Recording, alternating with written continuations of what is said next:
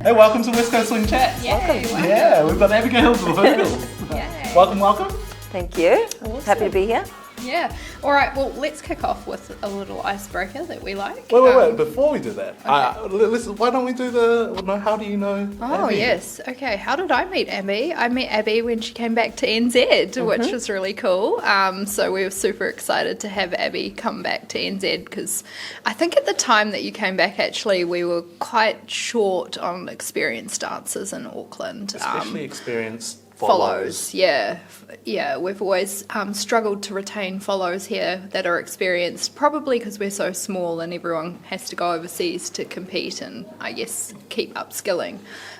So it was just really awesome to have you come over and add all of the experience you've got to our dance scene, and it's been amazing. And I've seen so much improvement, really, since you've been here, which is awesome. It's been really cool to see New Zealand kind of grow under some of your tutelage as well. So it's been really quite cool. Yeah. Thank you. I don't think I can take sole credit, but I'm trying. You can see a big difference. I think you can see a big difference, and I'm really proud of the way that Auckland in particular has just really thrown themselves into learning. So it's been really fulfilling to see, especially last year when we went to Australia. It was the best of the best, and we totally cleaned up. Yeah. So that was fun. That's a year ago now. Yeah. Yeah, exactly a year ago. Best of the best is in 2 weeks' time. Yeah. Yes. So it's going to be cool to see that. Yeah, definitely. My first experience. Oh well, the first time I really got to know Abby. I hope this doesn't involve alcohol. It kind of does. So it was at a party at Chris's, and I remember asking the question about. Do you know the question? Oh no, is this going to be about the sheets? Yeah. Top sheet, no top sheet. All right, yeah, this is going to be the kind of thing where we're going to need your listeners to email in about what they we're going to need to do a Comment poll. Comment below. Yeah. This was a heated debate. I remember it. It was in the this kitchen. hours. Yeah. It still is. Yeah. So the question was top sheet or no top sheet, and there was some Top sheet or no top And sheet? the only correct answer is, of course, there should be a top sheet. Of course. yes, and there were a few people that disagreed. Very strongly. Wrong people, yeah. Yeah, very strongly disagreed. And then we kind of figured out that maybe it was kind of a cultural thing to a degree, but it didn't really fall that way. I think people were just using excuses. Yeah, really. we had Brits, Americans, and Kiwis, and it was a little bit all over the place. Yeah. No, there's no need for a top sheet. That's just a waste of so time. wrong. It really is just a waste of. You're like, why do you want to feel like you're constrained? But then you have to wash your duvet cover every week. You can do that. You But it's have so to do much that harder anyway. to So dry you than should just be. a sheet. This is going to be another Yeah. podcast. No top sheet or no top sheet. Yeah. We'll have a whole podcast just on this topic. But I think that's exactly when I got to know you. Like just because you're so heated and opinionated about this, it's like, yeah, she's going to work out well in New Zealand. Yeah. No, that So was welcome. super fun. Thank you. I do remember that conversation, actually. It was very good. Wait, so you top sheet or no top sheet? I actually am now top sheet, and I grew up without a top sheet. So I she's- transitioned, yes, very and I am good. now on your side. She's learned. I've learned, yeah. It is so much easier just to wash the top sheet. Yeah. Your leg needs to hang out. No, you need to. You don't need to tuck it in around the No. side. No, you don't have to tuck it. You can still have free legs. Who has time to freaking I think we challenge you to just try it. Just Yeah. try it. That's not like I haven't. I've gone to a hotel before. Anyways. All right, cool. Well, my first question for you, Abby, and this is one of our favourite questions we've asked everyone so far, is if you were to describe yourself as an animal on the dance floor, the animal that you embody, what would you pick? Oh God, what a difficult question. I want to say maybe like a deer, Dear. because they're a little bit flighty, a little bit too fast, a little bit anxious. Especially if we're talking on the competitive floor, I think I could be a little bit too quick to respond. But graceful, very graceful as But well. as some have said, at some Yes. points, graceful, Yeah. yes, so maybe a deer. I like that. I like it a lot. Cool. So my request is that next time you're dancing, I want you to think about this deer and I want you to embody the deer. Okay. Okay. Okay, yeah. So arm styling, like Yes, maybe. yeah, Okay. yeah, exactly. You've got it. Prancing, all of that stuff. All right. Awesome. Okay, and my next question for you, if you were to make a new rule for social dancing, to make it more fun, more interesting, or just, what would you pick and why? New rule for social dancing. I think probably my answer would depend on the community in which I was giving an opinion. But I think something I really would like to see happen more in our community specifically is a little bit more of watching each other and cheering each other along. I feel like as Kiwis we're not very, and I'm the same way, I'm not much of a performer, not much of an extrovert. I don't really put myself out there, but often in West Coast when we are trying to entertain, that's at the heart of really what swing has always been, swing dancing. Yeah. And so I think if we were to watch each other and like when we notice that somebody does something cool, just being like, oh man, that was awesome, or that was so cool, or just cheering somebody on when they're doing some one-footed spins and just like, I don't know, whatever it may be. Yeah. I would like for us to be a little bit more interactive and a little bit more fun with each other. And then just personally, that might help me also get over some of my anxiety when it comes to competing, if I knew people were watching me even when I was social dancing. And I think that is something that as Kiwis we really struggle with, where, we have that tall poppy syndrome. Yeah, I was going to say that. We're kind of scared to be good at something, and, we don't, we don't accept compliments very well. So, but I agree. I think that, especially in dance, you need that encouragement and you need the support from your peers, because otherwise it's anxiety that creeps in and you start questioning, am I good enough? Do people actually like my dancing? All of that stuff that pops in. So yeah, I love it. I think that's a great idea. Cool. So tell us a little bit about your dance journey. So starting off from, how did you fall into dance to begin with, and where have you come from, and then how did you come across West Coast Swing, and what was it that kind of made you decide this is the thing for me? Yeah. Well, I first started dancing here in New Zealand, in Auckland, taking ballet when I was 3 years old. So I can't imagine I was much of a promising dancer back then. I remember the teacher always used to tut at my ankles because of those bones on your ankles. Mine wouldn't quite sit straight together because my bones poked out too much. And you didn't make the heart shape, did you? I don't know. I was 3. What do I know? Yeah. But I remember she would always sigh as she walked past my ankles and be like, oh, maybe one day you'll grow into them. Wow. Well, I did it until I was 7, so until I left New Zealand. Yeah. So I honestly don't really remember anything about it other than sort of tiptoeing around the place and my ankles being apparently unacceptable. Okay. I'll give you a cuddle. I'm okay. The teacher was a friend of my mum's and she was really nice. We were like family friends.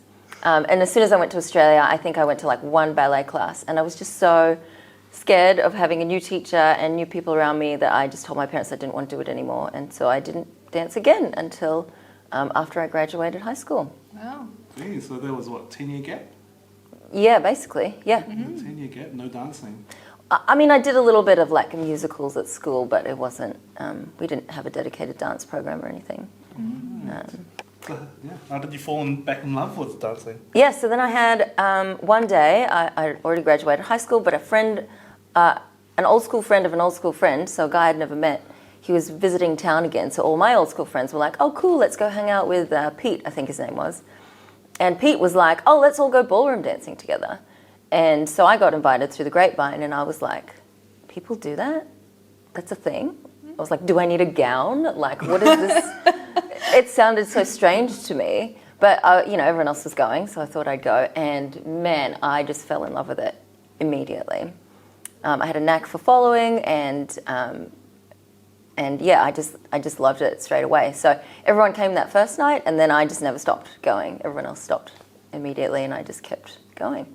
So that got me into ballroom, and I only did that maybe for actually about 6 months or a year, just because of the way that things went. And then I moved to the States, so this is in Australia. Sorry, I was born in New Zealand, then I moved to Australia when I was 7, then I moved to the States. We've claimed her. Yeah. Nobody else has the claim. No. She's Kiwi. Far definitely originally Kiwi. I'll back you up on that. Excellent. But then once I moved to the States, I wanted to take up ballroom again, so I took a few lessons. They very quickly figured out that I didn't have any money, so I couldn't continue paying them for private lessons. So they were like, we can make more money off of her if she's a teacher.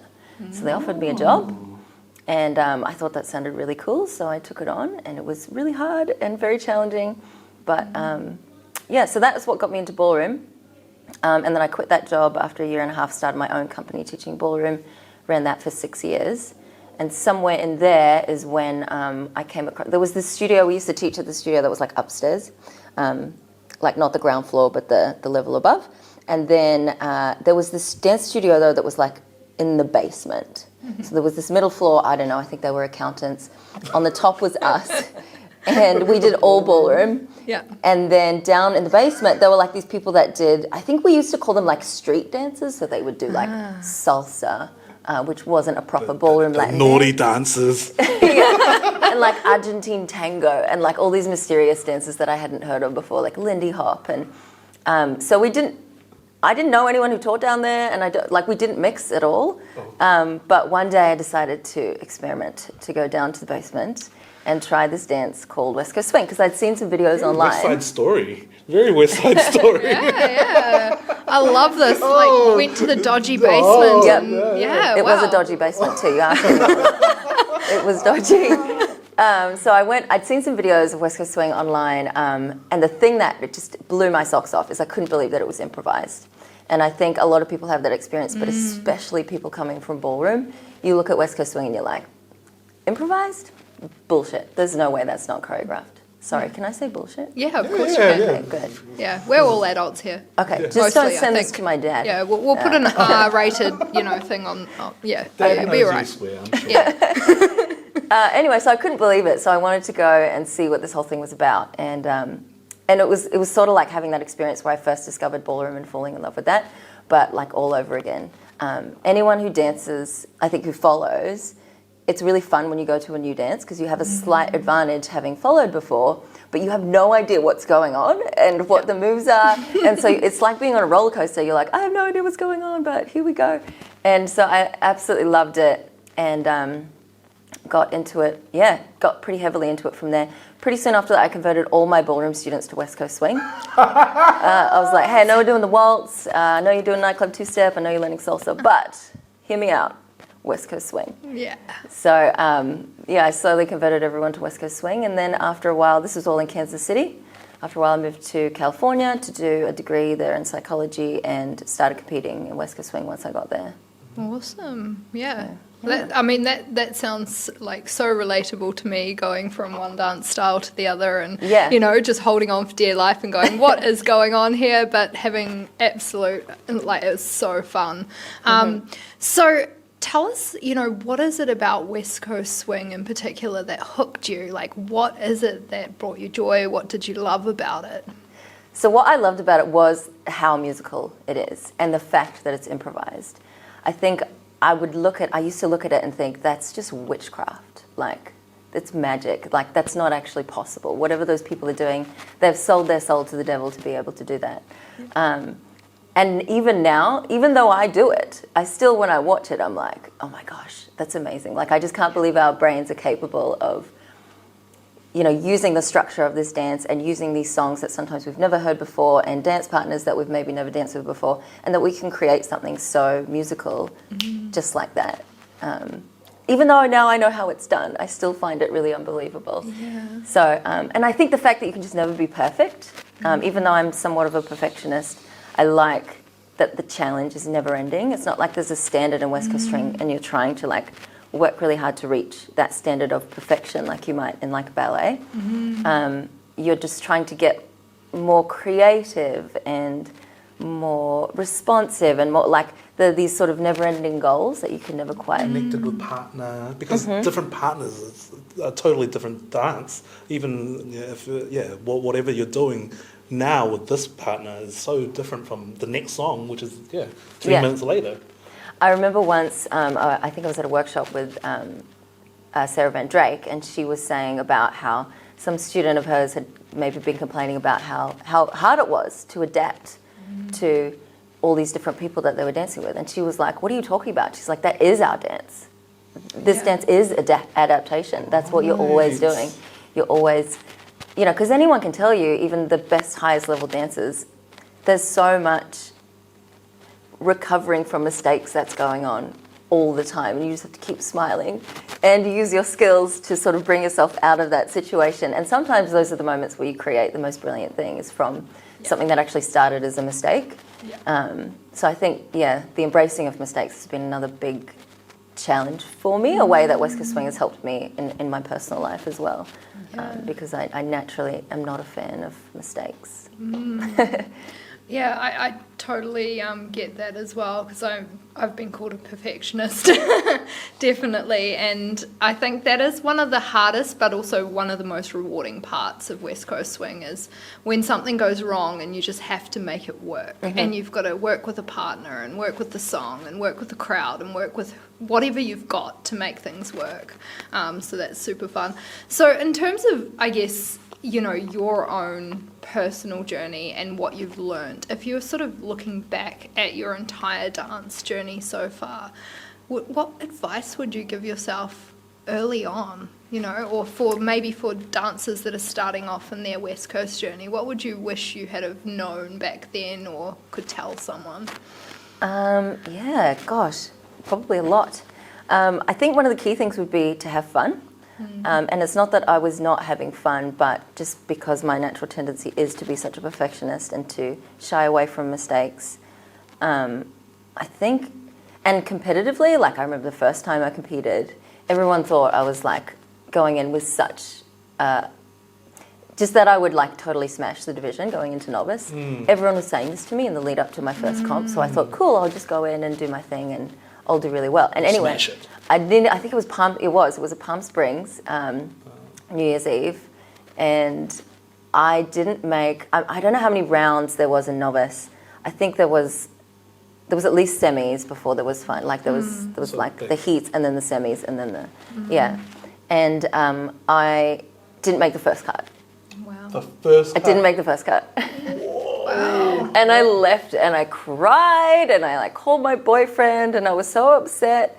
And after that, I learned I couldn't, it was silly to invest myself so much in any single competition result. And I just sort of relaxed about it. I realized that the judging in West Coast Swing is quite different to the way it is in ballroom, and the strategies competition-wise, because you're dancing with people who you don't know, are also very different. So I just relaxed a whole lot more after that, but I kind of wish that I'd gone into it and I didn't have to have that traumatic experience. That I wish I'd gone into it not expecting that much and just thinking, hey, I need to just have fun and be myself, and the results will come as time goes on. I see so many people trying to cram for the exam, as it were. Yes. I'm like, when you've reached the weekend, your dancing is what it is. Yeah. Even a week before, it is what it is at this point. You shouldn't be stressing out about, oh, I need to point my toe more, or whatever. You've either built it into your muscle memory at this point, or you haven't. And when you perform, most of us, when you compete, your performance level, what is it they say? It drops to the level of your training or whatever like this. Yeah. Most of us don't tend to elevate our performance. When we're doing a competition. We tend to drop down. Some lucky people do elevate, but I'm not one of them. And so that would be another thing I would say, is just once it gets to the competition weekend, you're here to have fun, hang out with friends, cheer everyone on, enjoy all of the partners that you dance with. Don't be so picky about your music. God, people are really Music. I always say, you've got to, if you're not loving dancing to that song that you're dancing to, it's going to show. So I don't care if you don't like this song. I don't care if you don't like blues. That's a common complaint. You've got to convince yourself to love it. You've got to change your attitude. You've got to change your heart in that moment, and you've got to dance like you love that song, because it's gonna shine through in a way that's contagious. Yeah. What sort of advice would you give people to actually, I guess, take that on board? Because, what sorts of things are going through your mind? You're like, this is the worst song in terms of, it's got that annoying little thing in it, and or something, you know how some songs you just don't resonate with or you don't enjoy. How do you actually get up there and convince yourself that you like this song, or that you need to sort of perform to it. Yeah, or even like you don't dance well with a certain partner. It's like, damn it, I got that person that I don't dance well with. I don't know what you're talking about. I've never had that thought. I think for the song, it's definitely easier for me. It's almost like what do they call that, method acting, where you're just like just pretend I am that person that loves this song. Just like get into it, find something to love about it. I don't know. I guess I don't find it that difficult to just, or at least at this point, I've practiced it enough. So maybe that could be a tip. Practice dancing to music you don't like. I think early on for me, I could hear how many people didn't like blues. I could hear a lot of people complaining about blues. So I just almost immediately decided I'm going to love blues. I just decided I'm going to love it. Good strategy. And I do love it. Yeah. And there is so much about ourselves, I think, that we can just change our minds on by making that decision. Yeah. So, I like that. yeah. But with partners, that can be tricky. I think that's why it's important not to invest yourself in any single competition. That's part of the joy of this dance. I love that we get random partners. I adore that.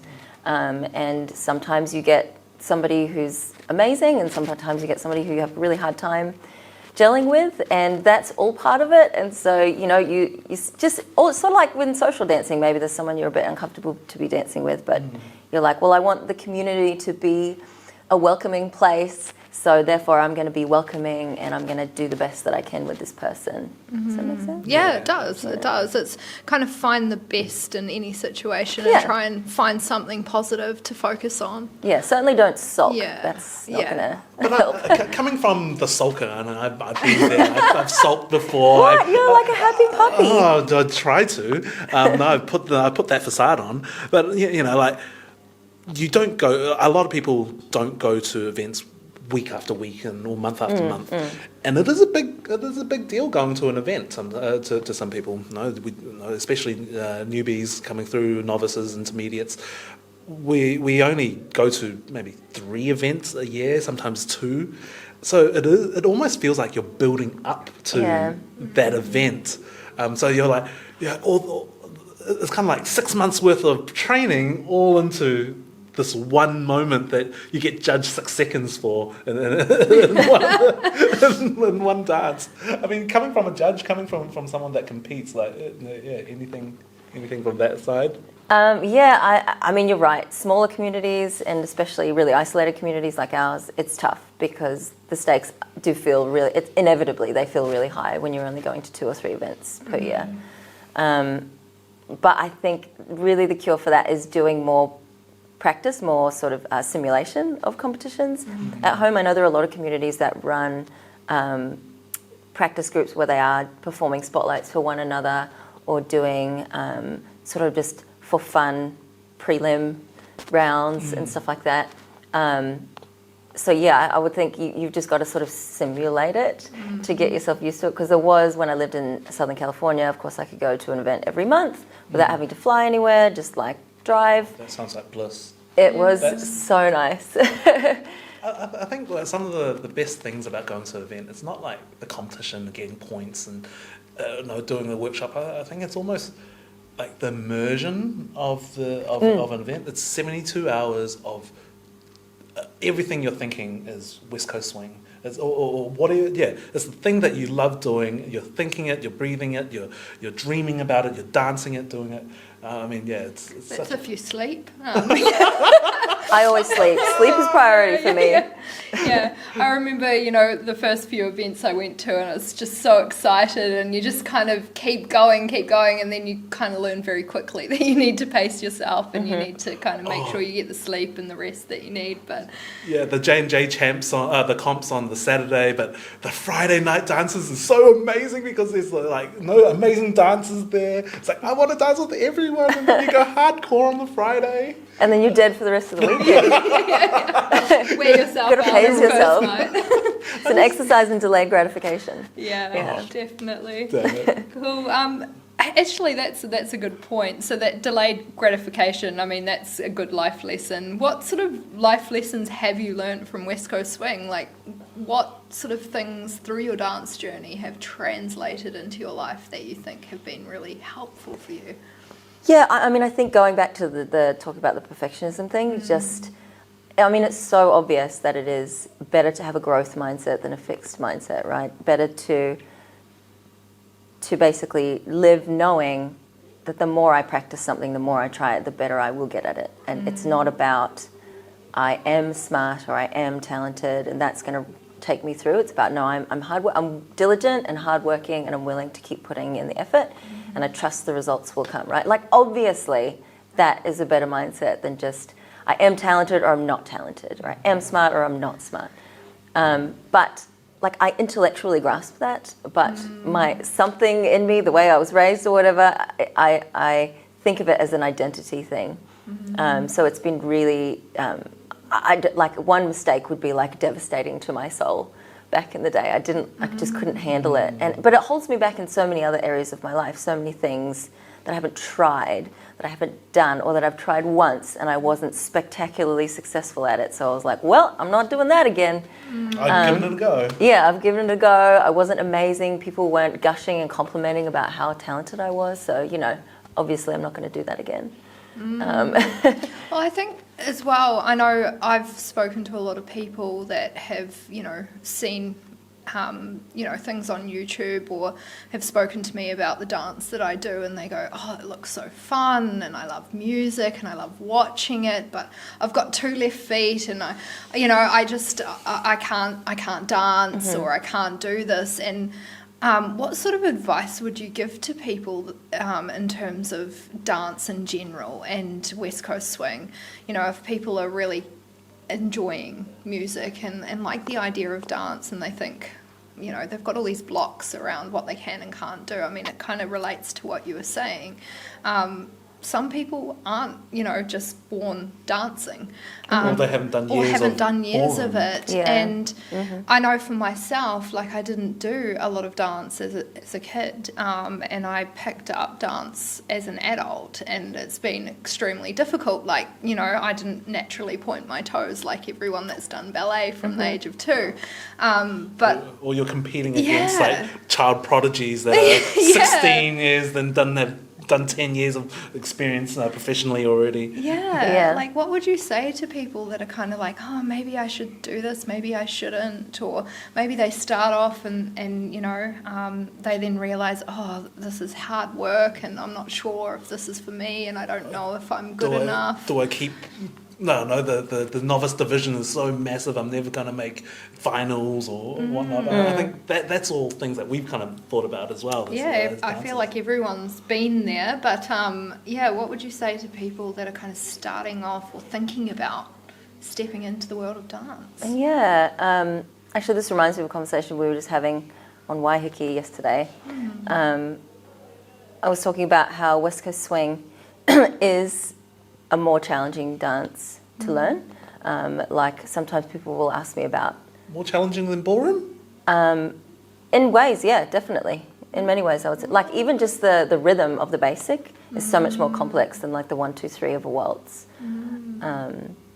But yeah, so it is a slower one to get a start in, I think. Yeah. But the thing that I say to people is, it's as much as it's slower to start, you will go so much further. There is so much more to explore because our dance is so social, because it's improvised, because it's so musical.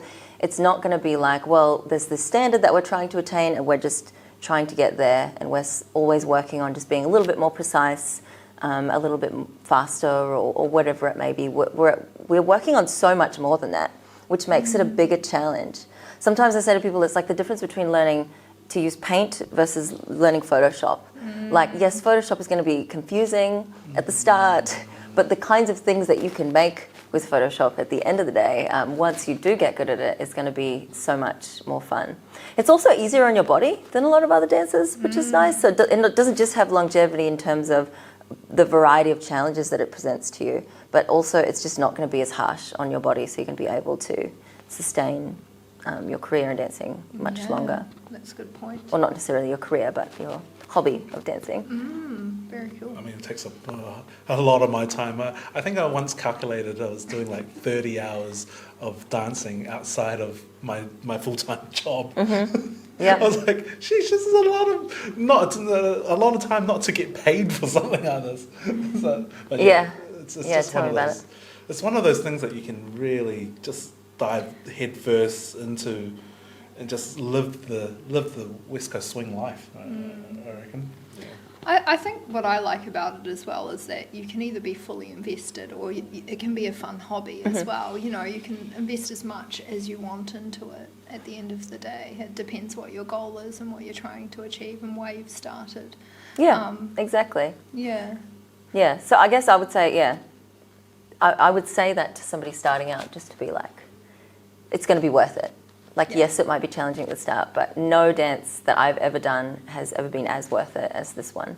And I know a lot of other people with experience in other dances who feel like that is the crack of West Coast swing for them, is the musicality and the improv and the complexity. And like, for example, frame, you know, there's a technique that is a lot easier to learn within the confines of like a Latin dance, because the frame that you hold is a lot more consistent and you hold it more consistently, like almost all of the time.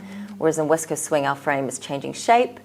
It's just so dynamic. So it's a much more complex environment in which to learn a concept like frame. But then what you can do with it later is so much greater, the variety of things that you can do. Whoa, okay. It's just somebody being murdered in the background. There's auditions happening behind us, so yeah, you might hear some murder sounds. Apparently. That's great. Where are we up to? Actually, I was going to ask, so that was sort of the advice to people starting out. What about people that are on that journey already? And, you know, I know me personally, like I'm still quite new in the West Coast world, I think. I started in 2017, 2018, somewhere there. An old fart now. Young compared to you two. But I've been doing it. we won't go there. We won't put you on the spot. But like, I know even just in the short time I've been dancing, you know, I've had, you know, moments where I'm like, I feel like I'm actually progressing, I'm enjoying this, I'm loving it, I'm getting into the music, the community, everything. And then sometimes you have these days or these, you know, moments where you're set back and you're like, you know, what am I doing? Why am I doing this? Yes. You know, you go into a competition and you kind of go, oh, I didn't do very well this time, or I didn't make, you know, past prelims, or I didn't get to the finals, and then you start questioning, like, why am I doing this? Why do I put myself through this? So it's kind of this roller coaster ride, and yeah, I think a lot of people can relate to that.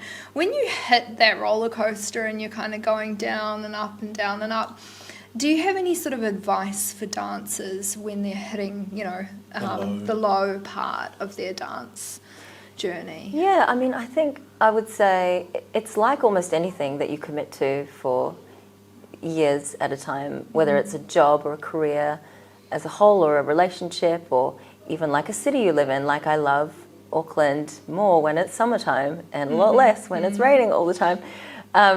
So just, I think, first of all, starting with the fact that you've just got to acknowledge that this is part of life. Life has ups and downs, and seasons, and things are sometimes down and they're sometimes up, and you've just got to embrace the fact that that's part of the journey. If you quit on your first down, you're going to miss the next up. You know what I mean? You're going to stop everything. You're going to quit everything, and that's just not going to work. You know, you need to learn to push yourself through those things. And by push, I don't even necessarily mean push really hard, because sometimes when you get stuck in a low place, the more you focus on it and the harder you work, sometimes the more stuck you get. Yeah. Sometimes it's about letting go and going back to having fun and trusting the process, and that you will come through it. Sometimes, because not often, but like every now and then I'll have just like a really bad dancing night where I feel like, We all have that. oh my gosh. I'm perfect. Like, can I even triple step anymore? Like, what is wrong with me? I feel like I could barely stand up. And I almost think of it as like oh, I'm glad I've had a bad night because now that means my next night won't be as bad. Like I've paid the toll of my bad night, and those happen every now and then. And so sometimes I get to the end of a night and I'm like, well, I was terrible today. I was terrible tonight, and that's okay. Those come along every now and then. And then sometimes, like the other night, I was like, oh my God, I'm on fire. I'm amazing. I felt like I was having such a great time, and I haven't had a night like that in a while. So I think mostly you've just got to acknowledge that these ups and downs are part of the journey, and talk to people about it, I guess. Have friends around you. Hopefully, most of I think, Westie communities are quite social and happy places. So talk to the people around you. They'll often tell you on your worst nights, I'll sometimes apologise to a partner. Oh my gosh, I'm so sorry, that was a terrible dance. And they'll be like, what are you talking about? I thought it was a really good dance. That's what I said to you. Yeah, and then I feel bad, like, oh no, maybe they think that it's their fault. And so you've just got to grin and bear it, dance through it. I mean, my own experience, I think doing dancing for the right reasons is a big thing as well. My own experience is that I took about 5 years off. Reason being that I was competing just for the points at one point. Like I was feeling like all I was doing was going to events and just looking for the points so I can move up to advance or whatever it is. And at one point I was like, I'm no longer really enjoying the dance for the dance. I'm almost pushing myself to go there just for the competition, for the dancing. And I just found that a little bit toxic. So that's my own little experience, and it's not until I kind of came back after COVID, thinking that, oh my man, like this is really fun. Like coming back and just learning to re-love the dance again. I think that's a big one for a lot of people to kind of think about. Yeah, I agree. You've got to be dancing for the right reasons, and that's where I think it helps again to have friends in the community and to have a really healthy social environment. Because then you're there, you can't help but have fun, I think. If you're there with your friends doing something you love, it helps to refocus you. It tends to be not just toxic to your individual dancing when you're focused on the wrong things, but it can be really toxic. I've seen it in communities. Yeah. Where I've overheard people say things like, oh, well, I don't dance with them. I don't dance with anyone unless they're at least in advance. And I'm like... We don't have that luxury down here. Oh my God. Well, yeah. Intermediate or whatever it may be. Even if we... Not that I would ever advocate for that, but it seems like such a foreign idea to me. And I've heard people talk about that and how some, places you go around the world, it is very much kind of segregated or separated. And wouldn't that be a great place to be with that many dancers that you could dance the whole night with? Yeah. I mean, along those lines, what sorts of tips or sort of ideas do you have in terms of building a positive community for West Coast Swing? So I think this is something you're quite passionate about from what I've heard from you before, and I know you bring a lot of effort into our community and you spend a lot of time you can see it with as well. people and building people up. And I know even for me personally, like you've made a few comments for me in my dancing, and it's probably things that you just say in passing, but it means a lot, if that makes sense. And it's like goes back to what you said at the start with, we need to build each other up and we need to acknowledge when we see something that we like. So I've been trying to do that and take that on board myself, and I know that you do that and you actively try and do that. So that's one thing that we can do to build a better community. But do you have any other sort of golden tips or ideas or things that you think build the right kind of community and avoid that toxicity that you're talking about? Yeah, I mean, it's always difficult to talk about any golden tip or key, right? A community is a whole ecosystem. Ecosystems are complex. Things are all interdependent on one another. So there's a lot, I think, that goes into building a community, right? I think you need a good number of clear leaders who are passionate and convicted and have strong conviction about what they want to do. They're committed to growing the community. And you need those people to be role models in terms of modelling that culture of inclusivity. And even I remember when I've had dance partners or even just mates in the past, like when I was in San Diego, and a few of us there are all-stars, and so sometimes we'd have had a great dance together or something like that, and the temptation is just to have another great dance. Or because we've all been, part of the reason that we're all-stars is because we started years ago, and we've had years to get to this point, and we've been friends through all of those years. So sometimes you're not even necessarily being exclusionary, like, I don't want to dance for the lower level dancer. You're just like, I'm an introvert and I would rather hang out with my friends who These I know. are my friends, yeah. And my friends happen to be all-stars because I met them many years ago. But so often we would say to each other, let's do a round, or let's do 3 songs, or let's do 5 songs or something. And that meant let's go out and find people who are newer to the community, and then we'll come back to each other and have another dance again after that. So we would do it as a team, those of us who were the higher level dancers, and the leaders in the community, we'd be like, let's go and do that. And then we'd go and do it, and it was like, okay, we've eaten our vegetables now. Not that it was an unpleasant experience. I love vegetables personally. But we've done something really good for the health of the community, and we've also been able to have fun dancing together.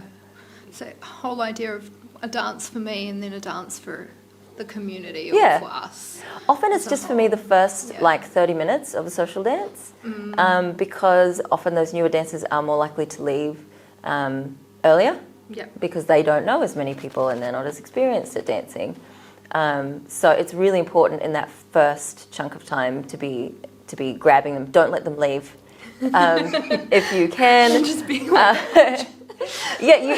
sometimes when I teach beginner classes, I like to sometimes engineer the social dancing for the first song.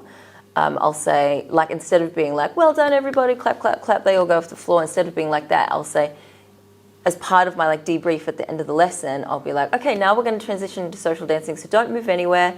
Some of the people from the sides who have been coming in, later, people from more, advanced classes or whatever it may be, that have been trickling in while we've been doing our beginners class, they're now going to come and ask you to dance, which is like a hint, hint, wink, wink, nudge, nudge to them. Yep. They're not going to come and ask you to dance, and we're going to put a song on right now, and then you just they're swarmed with people, and then you turn the music on and turn the lights down, and before you know it, they're into the zone. Nice. Yeah. I think we do need to wrap this up now. Was there an outro question that you wanted to ask? Yeah, kind of looking back on your dance journey, can you tell us about a particular memory or moment that you had that sticks out to you as kind of warm fuzzies or... So not the moment when I cried because I didn't make my first novice cut? No, more something that was kind of like a highlight for you in your dance career so far. Gosh, a highlight in my dance career. Could be a person that stood out to you. It could be a particular dance or a particular event or just... A comment or something. I feel like there's been so many, so I'm trying to narrow it down. I think there have been, like you said, those comments in passing that people make so often are the really special things. So I know Sarah Van Drake once made a passing comment to me about my dancing that she was literally in the middle of a workshop just going between turning the music on or off or something like that. And something about how she saw great potential in me or something like that. I can't really remember the exact wording, but I was just like, oh my God. Because I really love her dancing. I've always really admired her as a dancer and a teacher. And that I caught her eye at all in this workshop where there was, I don't know, maybe 80 people. It felt so special. But also, I think anytime anyone asks you for a Strictly, that's really special. You're like, oh, they want to dance with me. Oh, Laura asked me! Laura asked me! Thanks, Laura! And didn't it give you the warm fuzzies? It did, absolutely. Yeah, it's wonderful to be asked to Strictly. Sometimes Connor McClure, who's an amazing dancer, a champion now. I remember we got first place in All-Star Strictly together the last year that Swing Diego ran. And I remember just thinking, gosh, he's such a good dancer. I can't believe he wants to dance with me. But because he'd been mentioning, oh, we should do a Strictly sometime. And a lot of people would be like, oh, we should do a Strictly sometime. And they never follow through. But he really followed through. And I was like, oh, I can't believe it. And then we actually won. So, yay, I didn't let him down. Awesome. Oh, thank you so much for spending time with us and sharing everything that you've shared. It's, I'm sure, going to give a lot of people some inspiration and just for sharing your love of West Coast swing. Yeah, thank you very much. Thank you for asking me. Oh, Love you you're guys. awesome. West Coast Swing Chats.